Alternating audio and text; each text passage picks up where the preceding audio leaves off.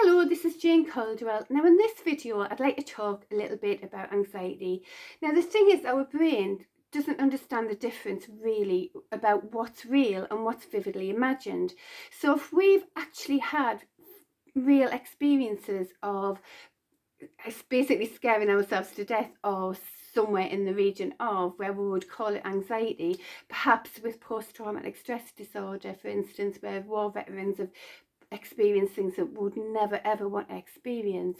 Now that's a real experience, isn't it? This gets filed away. We file away everything and refer to everything that we've ever experienced. In the case of these huge emotional experiences, then that can be really horrific and really hard for people to adjust and have normal kind of thinking, because they've got those massive responses that gets referred to.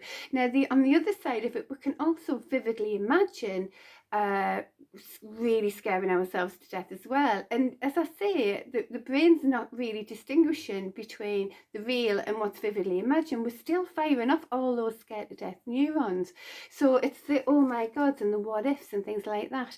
Now if it is that kind of thing, it can be, if it's a little bit, it can be a good thing, because it can help us to plan ahead.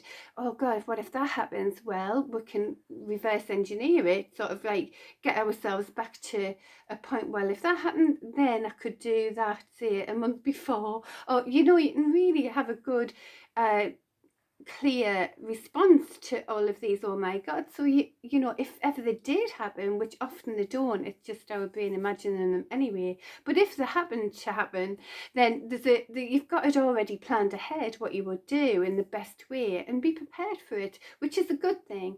But the thing is, what we can do is, with OCD, with that pattern of clicking onto it and holding onto it, we can run these, and they can start off like that and they become bigger processes, and that's when it can become such a problem. And then it becomes kind of part of our remembering system, where we connected that and we refer to those not experiences but imagined experiences to bring us forward. So before we know it, we can be one of those running anxiety patterns in an overwhelming way. Now, it is good to be aware of what we're actually doing in our heads, and the thing is, the good news is we can change these things, and we definitely can, and we can get better, and we can become more the way we were before these responses got a hold of us. And I can tell you that with true belief, because I've been there as well, and I understand how this works. Because I used to run. I mean, when I was 13, I would go to sleep absolutely scared to death. What if that happened? What if that happened? The worst never happened, but I would imagine it in my head, and it basically messed up my whole thinking. I kind of, I ended up where the only good feeling I had was a stretch in the morning.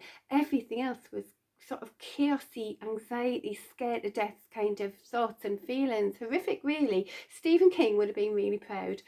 So I understand it, and I've been there, and I'm fine now, and so I know we can change these things. And we've got brilliant techniques like NLP now, where we can be in control of our mind instead of our mind being in control of us. There's some fabulous techniques. I mean, what I did to start off, I got this one resource. So any good emotional feeling that you have, it's a resource, and you can use that strength of the emotion. So for me, it was that lovely stretch in the morning, the only good thing I can feel.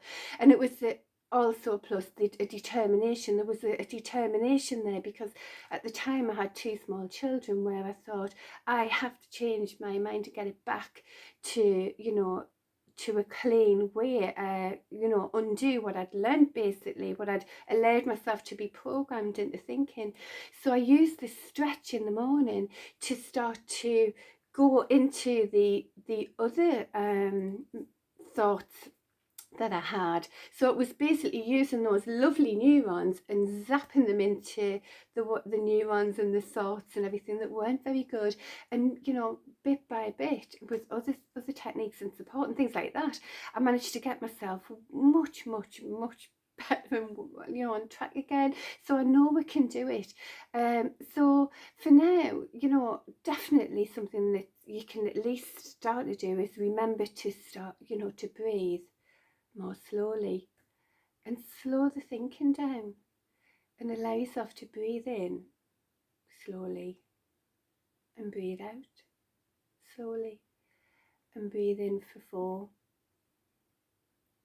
and then breathe out for 7, and always breathe out more seconds than you breathe in. And while you're doing that, you can rub your arms, because it's known now, and it's called haven in this, where you can you send delta waves into your brain, and that's a good thing. Oxytocin, I think, is released as well, which is the love chemical. So there's, when we're breathing in slowly and out, we obviously engage in the parasympathetic nervous system, which is our calm, relaxed system as well. Now, if we're really overwhelmed with, what we've done to ourselves, or what we have actually experienced, then of course there's techniques where we can actually learn to desensitize the strong emotion of the anxiety running patterns that we're doing. And I would definitely suggest things like NLP are fantastic for allowing yourself to be in charge of your own mind. So for now, just bear that in mind, that we're, every second we're firing off all these like millions of neurons, and every second does count, and you can get yourself back on track. You just have to understand what tools you need to do that. And if you do need to get in touch, please do, because there's certainly things we can do. So on that note, I shall speak with you next week. Thank you. Bye.